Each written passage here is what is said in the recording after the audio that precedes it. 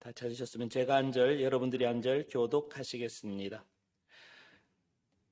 우리 구주 하나님과 우리의 소망이신 그리스도 예수의 명령을 따라 그리스도 예수의 사도된 바울은 믿음 안에서 참 아들 된 디모데에게 편지하노니 하나님 아버지와 그리스도 예수 우리 주께로부터 은혜와 긍휼과 평강이 내게 있을지어다.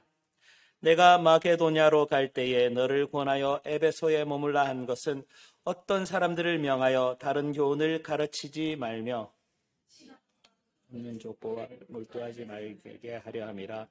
이런 것은 믿음 안에 있는 하나님의 경륜을 이룸보다 도리어 변론을 내는 것이라. 이 교훈의 목적은 청결한 마음과 선한 양심과 거짓이 없는 믿음에서 나오는 사랑이거늘 사람들이 이에서 벗어나 헛된 말에 빠져 율법의 선생이 되려 하나 자기가 말하는 것이나 자기가 확증하는 것도 깨닫지 못하는도다. 그러나 율법은 사람이 그것을 적법하게만 쓰면 선한 것임을 우리는 아노라.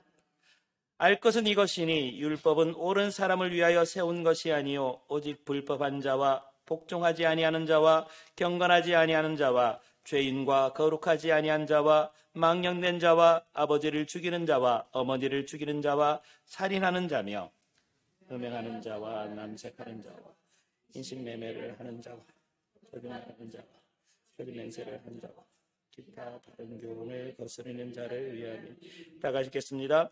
이 교훈은 내게 맡기신 바 복되신 하나님의 영광의 복음을 따름이니라. 아멘.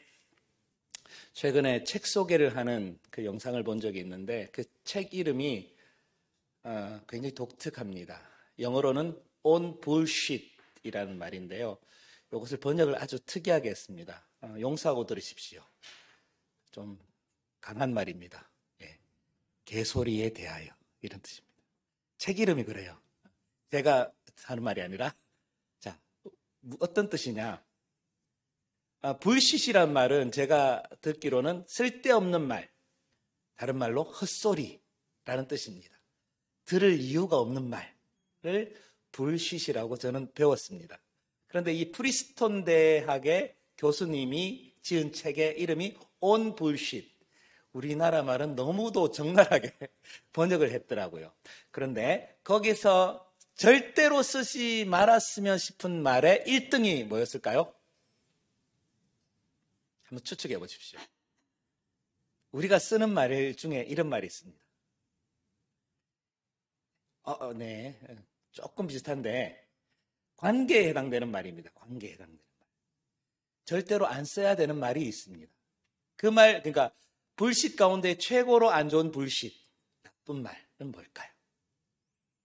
그 저자가 프린스턴 대학의 교수가 했던 말의 1등이 우리나라 말로 그대로 번역하면 어딜 감히랍니다. 어딜 감히. How dare 이런 뜻이죠. 어딜 감히. 이 말은 쓰지 않는 것이 좋다라는 말입니다. 자, 어딜 감히란 말 속에 포함되어 있는 말이 있죠. 어떤 의미가 있습니까? 어딜 감히란 말을 했다는 얘기는 내 위치가 어디에 있죠? 굉장히 높은 위치에 있고 그리고 그 대상은 어떤 위치에 있습니까? 굉장히 낮은 위치에 있죠.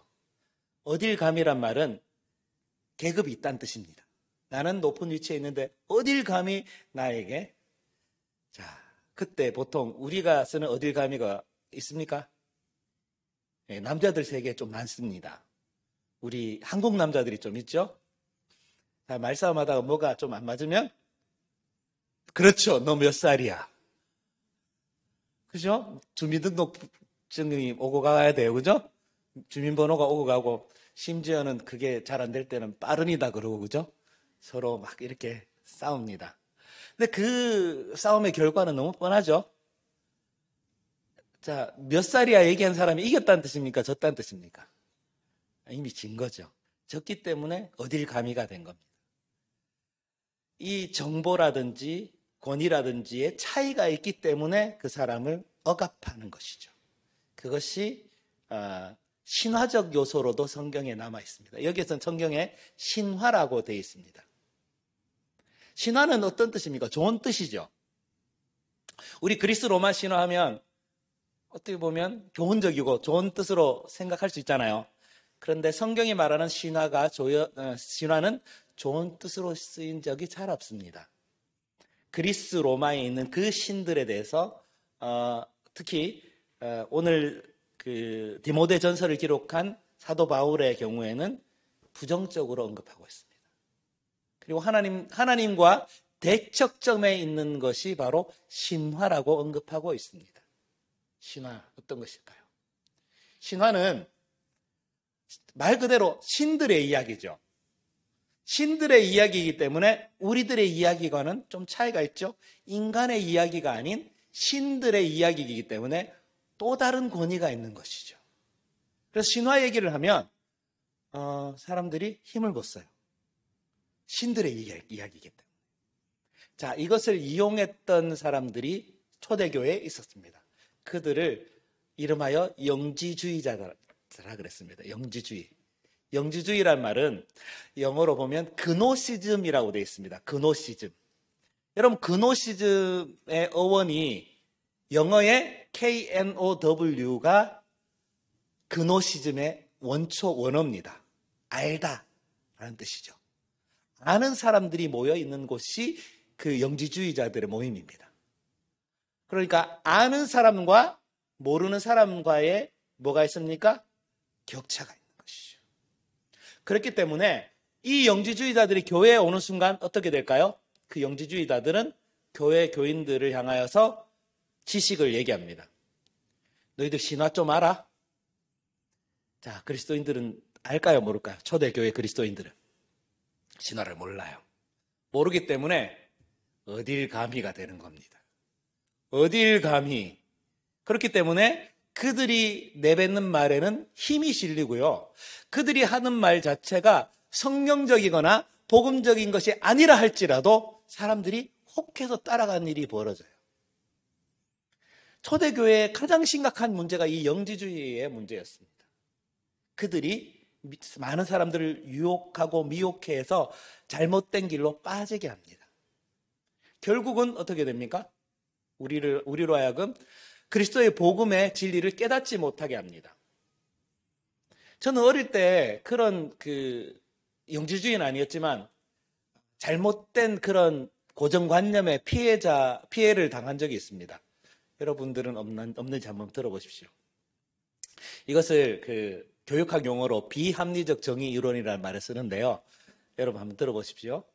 절대로 맞는 말이 아니지만 오랫동안 많은 사람들이 인정했던 말들이 있습니다. 그리고 사회 관념 속에서 통속적으로 그냥 용인되는 말들이 있죠. 그런 말들이 꽤 있습니다. 예를 들어서 이겁니다. 남자는 3번 운다. 사내 대장부를 3번 운다. 혹시 들어보셨나요? 혹시 그 말을 하신 분도 계신가요? 우리 아이들한테? 저는 되게 큰 혼란에 빠졌습니다. 왜냐하면 그때 하루에 2번 이상 울었던 적이 있거든요. 그러니까 남은 횟수가 한 번밖에 없잖아요. 되게 고민했습니다. 참아야 되잖아요. 2번 울었는데 이미. 근데 울 일이 생긴 거예요. 막 끊임없이 막 참았는데 참지 못하고 울어버렸습니다. 그러면 저는 어떻게 되죠? 더 이상 사내 대장부가 아니게 되는 비극이 벌어진 것이죠. 이제 큰일 났잖아요. 그러면 제가 결국 남자가 못 됐나요? 이 얼마나 슬픈 일입니까? 그 협박과 그 억압에 많은 남자들이 희생당했다는 거 혹시 아십니까? 이게 우리는 지금 웃으면서 얘기하지만 우리 한국 남자들이 가지고 있는 정신병, 그 정신병적인 문제들을 유발시키는 근원 중에 하나라고 합니다. 심리학자들이 많이 얘기해요. 남자는 참아야지. 남자가 뭐가 다른가요? 더 참을 수 있나요? 슬픔에 대한 면역력이 더 있습니까? 자, 이것이 좋은 의미가 될 수가 없지요. 옛날에 너무 많이 울어서 그 남자들이 어떻게 보면 험한 세상을 못 살겠다는 그런 어른들의 염려가 들어가 있을 수도 있습니다. 남자는 강해야지. 울음도 참아야지. 그런 시절이 있었을지도 모릅니다. 그렇지만 참았던 그 문제가 나중에 어떻게 되죠? 자기 자신을 좀먹게 만들고요. 쓸데없는 것을 참은 걸로 인해서 자기를 힘겹게 만들게 되고 결국은 정신병리학적인 문제가 생기게 됩니다. 특히 남자들은 우는 방법을 몰라요. 언제 울어야 될지 모르니까. 그리고 특히 한국 남자들의 특징, 울음 참는 연습을 되게 열심히 해가지고 울음을 되게 잘 참아요. 막 이렇게 하늘을 쳐다보면서 참고 그러잖아요. 근데 그게 유익할까요? 유익하지 않습니다. 눈물이 나면 울어야 됩니다. 슬플 때는 눈물을 흘리는 게 너무 당연한데 우리는 안 우는 것이 미덕인 것처럼 남아있어요. 굉장한 문제죠. 자, 반대로 얘기해 봅시다. 여자란 자고로라는 말 들어보신 분. 여자란 자고로 다소곳 해야지. 저는 어릴 때 바지 입고 다니는 여자들을 혼내시는 어른들을 자주 만났습니다. 어디 여자가 치마를 입어야지. 청바지 입는다고. 교회에서 일어난 일입니다. 장로님들이 그 여학생들 와가지고 청바지 입고 다닌다고. 혼난 적이 있습니다. 어디 여자가 청바지를 입고 다니고 말이야. 치마를 입어야지.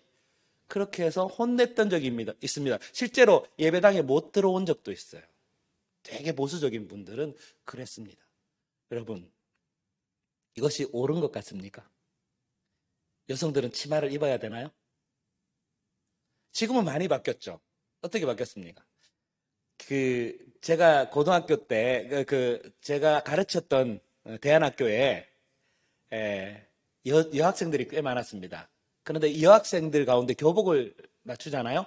맞출 때에 바지 교복을 입는 여학생들이 절반을 넘었습니다. 여학생들 요즘 교복으로 입는 거 보셨나요? 네, 바지로 입습니다. 바지 입는다고 그 여성성이 사라집니까? 그렇지 않죠. 바지가 편하지 않나요? 치마는 되게 불편하지 않나요? 아, 그래요?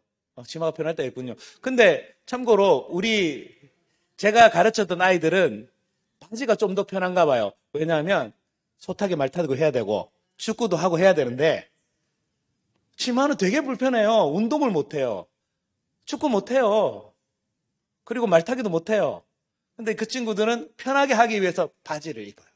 근데 그 바지를 입는다고 해서 큰 문제가 생기지 않습니다.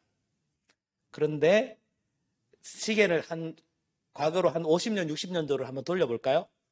바지 입는 여성들은 그렇게 좋은 의미로 그러니까 여성성을 드러내지 못하는 시절도 있었습니다.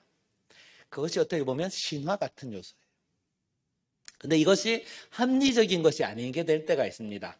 비합리적인 정의로 우리에게 주는 교훈이 있어요. 남자가 3번 울어야 된다는 것이 합리적입니까? 지금은 합리적이지 않죠? 여자는 치마를 입어야 된다? 합리적인 것만 아니잖아요? 이런 시기가 왔습니다. 이것이 성경 안에도 그대로 있고요. 우리 속에 있는 그런 고정관념들, 이것은 이래야 된다, 저것은 저래야 된다는 것들이 확실하게 열리는 기점이 옵니다. 자, 이 생각이 바뀌는 시점이 오죠. 그래서 이 생각이 바뀌는 시점을 우리는 흔히 블랙스완 현상이라고 얘기하기도 합니다. 여러분 블랙스완 들어보셨습니까? 블랙스완?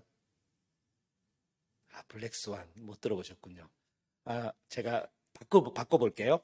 검은 백조 들어보셨나요? 검은 백조. 자, 이 말 자체가 되게 모순적이죠. 백조인데 검은 백조예요. 이게 무슨 말이죠? 근데 백조가 아닌 흑조여야지 맞죠? 번역을 하면. 이 흑조가 있을까요, 없을까요? 지구상에. 많은 사람들은 백조는 그렇지 이렇게 생각했겠죠. 그런데 흑조, 블랙스완이 발견이 됐습니다. 실제로 존재합니다. 학계에 보고가 됐습니다. 그러면 그 블랙스완은 가짜인가요? 백조는 하얘야지 라는 게 고정관념인데 블랙스완이 나오는 즉시 어떻게 됩니까?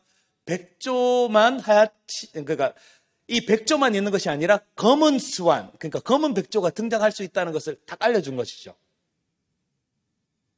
예상을 깨는 겁니다. 예상을 깨는 어떤 일들이 등장하면 그 전에 했던 고정관념들이 어떻게 될까요? 완벽하게 무너지고 새로운 역사를 써야 되는 시점이 온다는 얘기입니다. 이 신화가 깨지는 그 시점이 와요. 우리는 이것은 변하지 않는 진리다, 늘 그곳에 있었다라고 주장하지만 그것이 틀릴 수 있다는 얘기입니다. 그것이 산산이 부서질 때가 옵니다. 그것을 블랙스완 현상이라고 얘기합니다.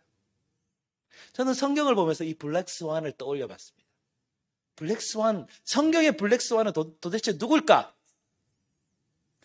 누구 같아요? 성경의 블랙스완은 예수 그리스도입니다. 예수님 같이 전 세계를 완벽하게 뒤집은 분이 계십니까? 고정관념, 모든 인간이 가지고 있는 고정관념을 완벽하게 무너뜨렸던 분이 바로 예수 그리스도십니다. 예수님은 근본 하나님의 본체셨죠? 본체시고 권위를 가지고 계신 분이죠? 온갖 능력은 가지고 계신 분이죠? 그분이 이 땅에 오신 것 자체가 완전한 파격 아닙니까? 그보다 놀라운 파격이 있습니까?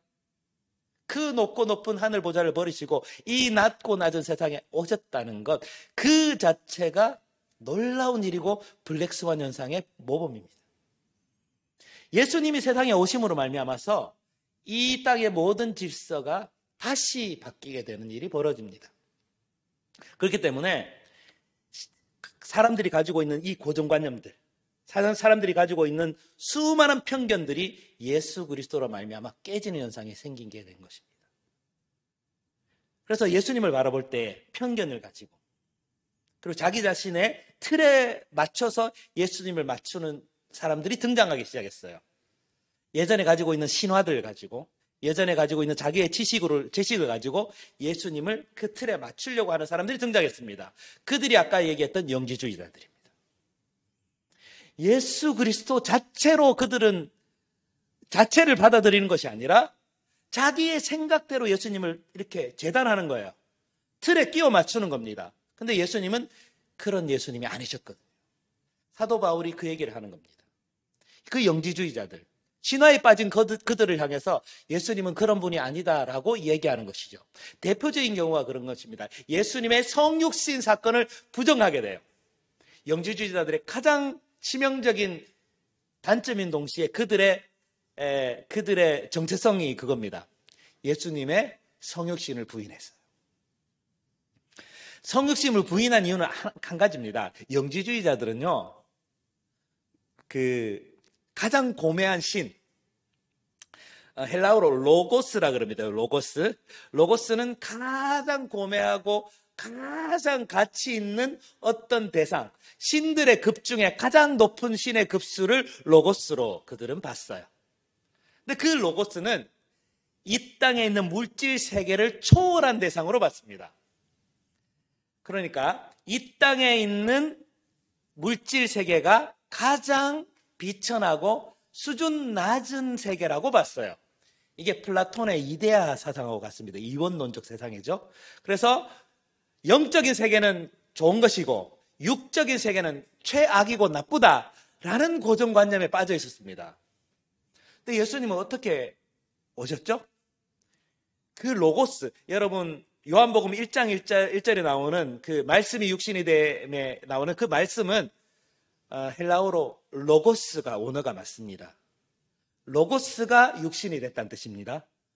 가장 고매하신 그분께서 가장 비천한 물질 세계로 쑥 들어오신 거예요. 영지주의자들의 생각으로 보면 용납받지 못할 행동을 하신 거예요. 어디 그 로고스께서 이 비천한 물질 세계로 오신다니, 그럴 리가 없어. 그럴 리가 없어. 그분은 우리한테 오실 분이 아니야. 그래서 영지주의자들이 뭘 주장했는지 아십니까? 가현설을 주장했어요. 가현설이 뭐냐? 예수님이 오신 게 유령비스무리한 거다 생각했어요.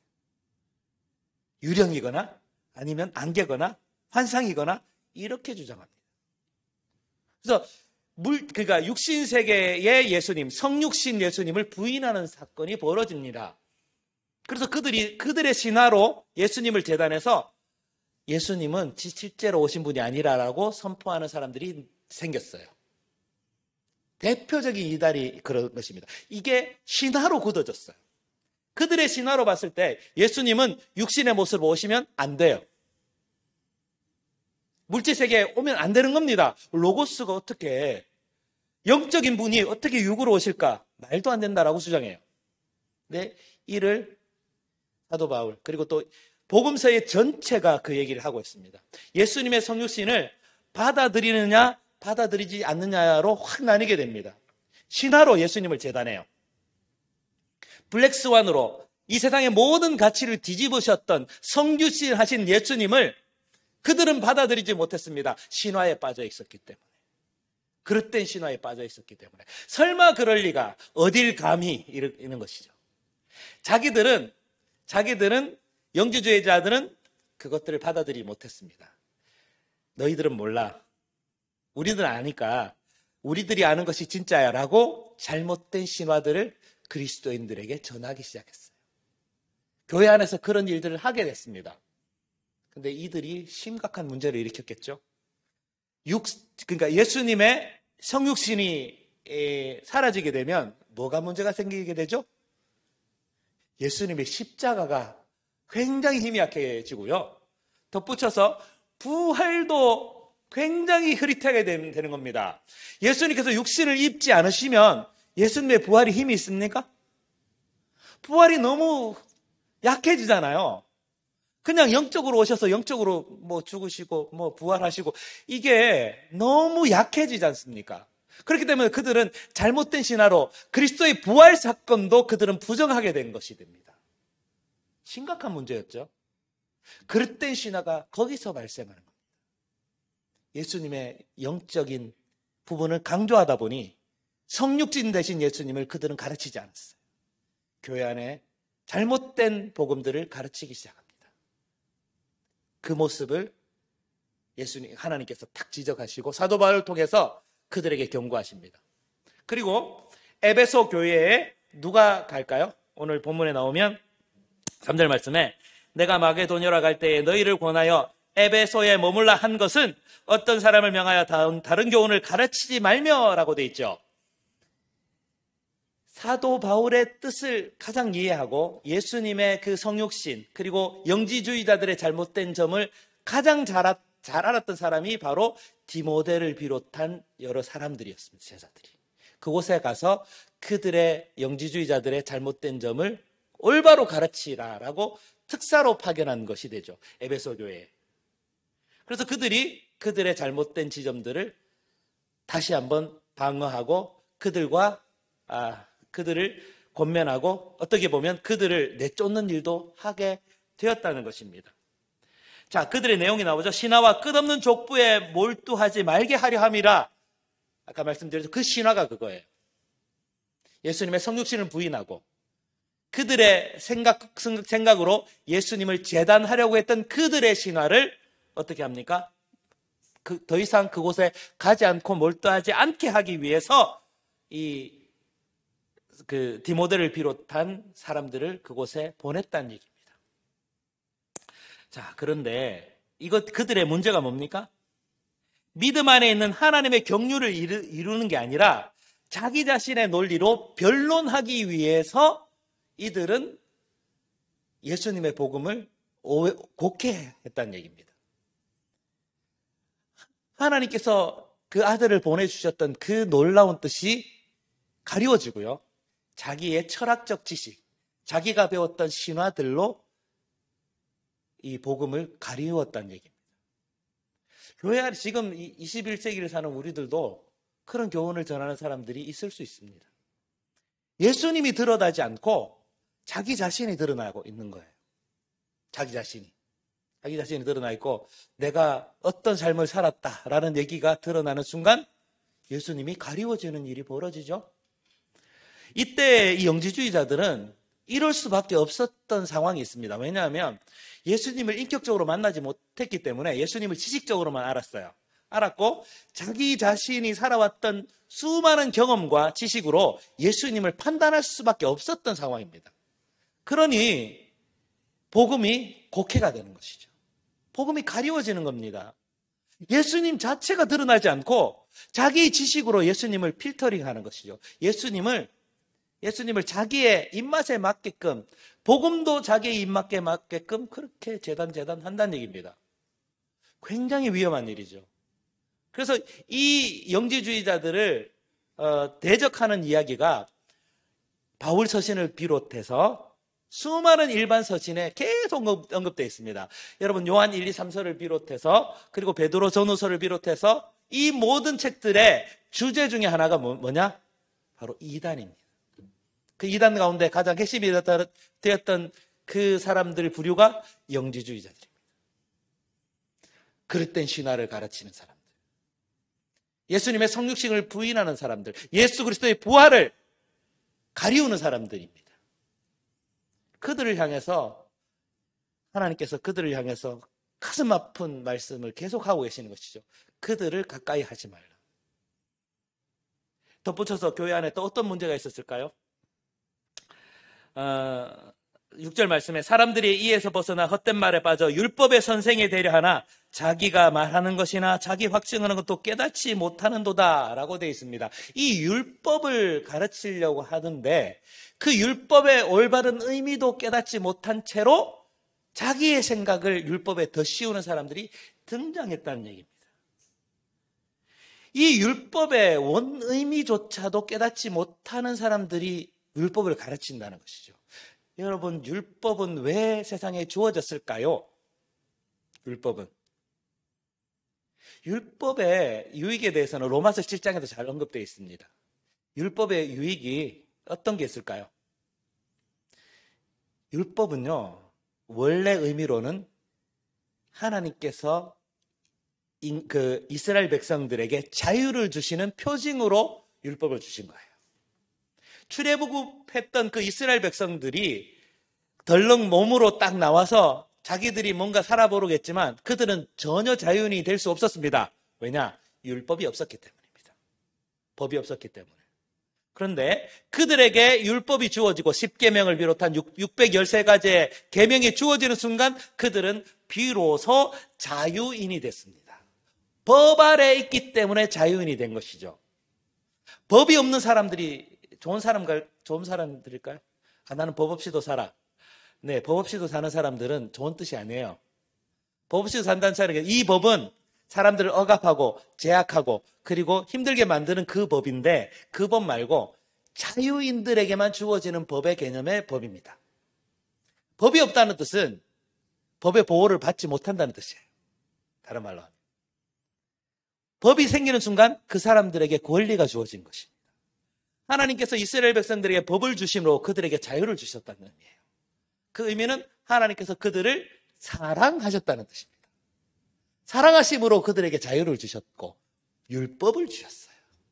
그 율법이 얼마나 좋은 일입니까? 근데 그 율법을 통해서 빚어진 현상과 결과는 어떻게 됐습니까? 율법이 올무가 됐죠. 율법이 나중에 어떤 현상으로 나오게 되느냐 하면 율법으로 말미암아 죄만 깨닫게 되는 일이 벌어져요. 죄를 깨닫게 하는 로마 7장에 나와 있는 그 내용처럼 죄를 깨닫게 하는 수단으로서 율법이 딱 주어지는 겁니다. 그러면 역설적으로 어떻게 되죠? 율법이 없으면 죄가 없게 되는 일이 벌어진 것이에요. 그러니까 율법이 그들을 집어삼켜 먹게 되는 것이죠. 율법으로 그들은 죽게 되는 일까지 생기게 된 것입니다. 그러면 우리는 율법이 우리에게 사랑을 표현하셨던 방식으로 주셨던 그 율법으로 인해서 우리는 결국은 죽게 되는 일이 벌어진 것이죠. 굉장한 아이러니 아닙니까? 역설이죠. 근데 그 문제를 누가 해결하셨죠? 블랙스완 예수님. 그 율법의 기본 체계, 율법의 고정관념, 율법의 편견을 예수님께서 오셔서 완벽하게 깨신 겁니다. 깨시고 율법과 상관없는 복음으로 그들을 덮어주시고 그들을 품어주시고 그들을 살려주셨습니다. 율법에도 자유가 있었잖아요. 그런데 예수님께서 그들에게 주셨던 복음은 또 다른 강력한 자유를 주셨어요. 죄와 사망의 법에서 생명의 성령의 법으로 옮겨가는 기적을 보여주셨잖아요. 그래서 예수님의 능력이에요. 예수님의 능력. 그 예수님을 우리는 받아들여야 됩니다. 율법이 아니라 복음으로 우리는 살게 되는 것이죠. 우리 율법으로 살 사람들이 이 중에 누가 있습니까? 우리 법대로 율법의 계명대로 우리 한번 따져볼까요? 큰일 났어요. 저도. 이제 큰일 났습니다. 율법을 제가 어긴 걸 이렇게 항목으로 따져보면 저는 아마 그 율법에 파묻혀 죽을 겁니다. 다 그럴 겁니다. 우리는 율법으로 살 수 없는 존재예요. 법의 심판을 받을 수밖에 없는 존재입니다. 근데 그 문제를 누가 해결해 주셨습니까? 예수 그리스도께서 해결해 주셨습니다. 예수님은 이 율법의 그릇된 편견조차도 완벽하게 뒤집어 주시고 생명을 주셨습니다. 율법으로 인해서 우리는 죽음에 이르게 됐잖아요. 근데 그것을 바꾸사 어떻게 하셨다고요? 생명을 주신 거예요. 율법으로 우리는 살 사람이 아무도 없잖아요. 율법으로 자유로운 사람이 아무도 없는 상황 가운데 예수님께서 등장하셨다는 얘기입니다. 예수님을 통해서 그 율법으로 통과하지 못했던 그 좁은 문들이 예수님을 통해서 열리게 되고요. 그리고 또 구원의 길이 열리고 우리가 영생을 누리는 길을 얻게 됐다는 것입니다. 정말 감사하죠. 정말 감사하죠. 우리는 예수님을 통해서 세상을 봐야 됩니다. 우리들이 생각했던 편견들 있죠. 오랫동안 묵혀왔던, 오랫동안 우리 속에 사라져 있던 그 지식들, 그리고 또 오랫동안 생각했던 고정관념들, 캐캐 묵은 생각들을 예수님 앞에서 팍 지울 필요가 있어요. 그런 작업을 좀 했으면 좋겠습니다. 확실하게 좀 지우시고 오직 예수님으로 한번 글을 한번 써시고 예수님으로 막 그림을 한번 그려봤으면 좋겠어요. 우리들의 삶은 예수님을 그리는 삶이 아닙니까? 예수님으로 그림을 그려야 되는데 우리는 예수님을 생각하기 전에 우리의 바탕색을, 우리의 그 본을 그냥 따로 해가지고 예수님을 기퉁에 탁 모시는 그런 일을 합니다. 생각을 바꿉시다. 그림의 시작과 끝을 예수님으로 시작합시다. 예수님으로 시작해서요, 예수님으로 한번 끝을 내봅시다. 예수님의 그림을 한번 그려봅시다. 우리 속에 있는 그릇된 신화들이 얼마나 많아요. 이것은 이래야 된다, 저것은 저래야 된다, 남자는 3번 울어야 되고 여자는 치마를 입어야 된다는 그런 오랫동안 간직했던 고정관념들을 좀 지우시고 예수님의 시각으로, 예수님의 눈으로 세상을 한번 바라봤으면 어떨까요? 예수님은 뭐라고 하실까요? 우리를 통해서 예수님은 어떤 그림을 그려나가시기를 원하실까요? 그 그림을 한번 기대해 봅시다. 우리의 눈이 예수님의 눈이 돼야 돼요. 그리고 우리의 말은 예수님의 말이 돼야 돼요. 우리의 발걸음은 예수님의 발걸음이 돼야 돼요. 예수님께서 어떻게 하셨는가가 우리의 삶의 기본이 되었으면 좋겠습니다. 예수님은 우리가 가지고 있는 모든 고정관념을 깨시고 바꾸셨어요. 블랙스완 예수님, 완벽하게 바꾸신 예수님, 완전한 세상의 패러다임을 바꾸셨던 예수님. 지금의 세상은 예수님의 세상 아닙니까? 예수님의 세상이 돼야 돼요. 최소한 우리 그리스도인들은 예수님의 세상을 살아야 되는 거 아닙니까? 예수님께서 다 뒤집으셨잖아요. 바리새인 서기관들의 그 세계관을 뒤집으시고 영지주의자들의 세계관을 뒤집으시고 율법주의자들의 세계관을 뒤집으셨잖아요. 그리고 예수님의 세계관으로 세상을 펼쳐가시고 십자가에 달리셔서 뭐라고 하셨습니까? 다 이루었다 하셨잖아요. 다 이루셨다는 그 의미가 그런 의미예요. 그러면 우리는 어떻게 하면 됩니까? 예수님을 따라가면 돼요. 다 이루셨기 때문에 예수님의 길을 투벅투벅 하면 되는 거예요. 저도 늘 마음속으로 묵상합니다. 이것이 예수님의 판단인가? 갈등이 될 때가 있잖아요. 여러분, 고민될 때가 있죠? 그때에 정답이 있습니다. 정답은 예수님입니다. 예수님이라면 어떻게 하실까? 예수님의 세계관, 예수님의 패러다임으로 우리의 생각을 바꿔야 됩니다. 그러려고 우리는 교회에 모인 겁니다.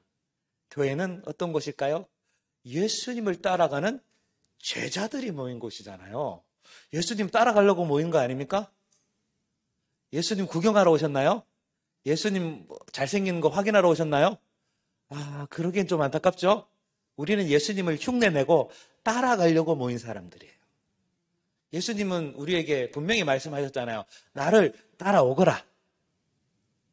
그러면 우리는 네, 알겠습니다. 주님 따라갈게요. 고백했잖아요. 그러면 따라가면 돼요. 고스란히. 그 길이 새로운 길이고 예수님이 새롭게 펼쳐주셨던 패러다임이 열리는 그 길입니다. 그 예수님의 길을 가셔야 됩니다. 그릇된 신화를 예수님 앞에서 다 폐기하십시오. 혹시 여러분들이 갖고 있는 오래된 케케묵은 신화들이 있습니까? 그 케케묵은 신화들을 하나씩 없애가시기 바랍니다. 주님 앞에서, 예수님 앞에서 모든 것이 새로워집니다. 예수님의 손에 올라갔을 때는 우리들이 가지고 있는 고정관념도 바뀔 줄 믿습니다. 우리들이 가지고 있는 잘못된 생각도 바뀔 줄 믿습니다. 영지주의자들을 교회에서 몰아내듯이 우리 머릿속에 잘못된 편견들을 치워나가는 연습을 하시기 바랍니다. 치워나가야지 우리는 주님을 따를 수 있어요. 예수님께서 말씀하셨던 그곳에, 그 시시한 그 땅에 갈 수 있으려면 우리는 예수님만 바라봐야 되고요. 예수님을 따라가기에 불필요한 것들은 다 폐기하고 집어 던져야 됩니다. 그런 마음을 가지시고 여러분 주님의 길을 따라가시기를 주님의 이름으로 축원합니다. 이 시간에 찬양 한번 합시다. 주님 말씀하시면 찬양 한번 하시고 우리 기도하시겠습니다.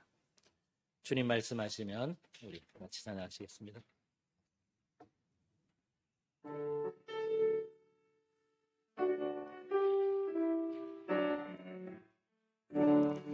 주님 말씀하시면 내가 나가리다. 주님 뜻이 아니면 내가 멈춰서리다. 나의 가고 서는 것 주님 뜻에 있으니 오 주님 나를 이끄소서. 주님 말씀하시면 내가 나가리다. 주님 뜻이 아니면 내가 멈춰서리다. 주님 뜻에 있으니 오 주님 나를 이끄소서. 뜻하신 그곳에 나 있기 원합니다. 이끄시는 대로 순종하며 살리니 연약한 내 영혼 통하여 일하소서. 주님 나라와 그 뜻을 위하여 뜻하신 그곳에 나 있기 원합니다. 이끄시는 대로 순종하며 살리니 연약한 내 영혼 통하여 일하소서. 주님 나라와 그 뜻을 위하여 오 주님 나를 이끄소서.